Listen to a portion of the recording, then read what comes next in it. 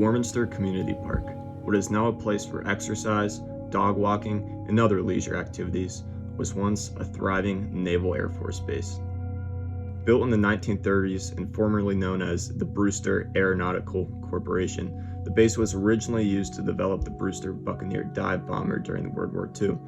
In 1944, the Navy took over the lease of the property, changing the name to Naval Air Modification Unit. The name was changed a final time to Naval Air Warfare Center, Warminster, before the base's closure in 1996. Some remnants of the base are still seen today. You can find old runway lights, old buildings, and sometimes old fixtures.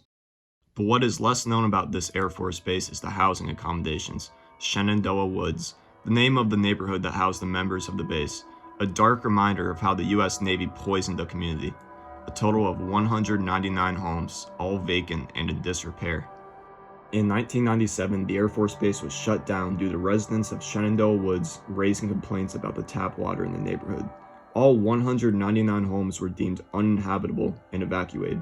As years passed, people all over the Warminster and Horsham Township started reporting adverse health effects related to the tap water.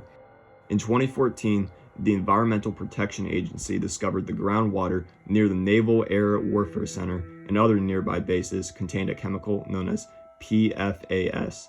The chemical was used in firefighting foam at the bases during their operation. Across the country, the Defense Department found potential PFAS contamination at 401 bases. As far back as 1995, reports suggested a risk to drinking water. My name's Chris. I'm 24. I grew up in Warminster, Pennsylvania.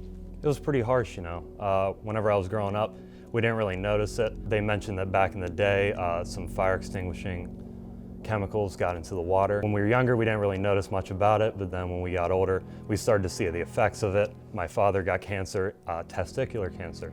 Matter of fact, it was very unfortunate. I think they just didn't view it as a problem. It was so early on, they didn't really recognize that it was actually affecting anybody. I mean, all of these changes were just so minuscule and in your body, and you don't really notice it whenever you're younger. But then when you start to age and everybody starts getting medical problems, it's really hard to tell until then. And we didn't even base it on that until more research is even put into it, and we didn't even think about it. The Navy is selling Shenandoah Woods back to Warminster Township, attempting to profit off of a community they poisoned. I find it really bizarre. I don't know why they do that. Just based on, they obviously, I don't blame them for not really knowing the effects of it and what it did to us back in the day, but now that they know this information, I don't know why they wouldn't at least use it to benefit, donate the money, something like that.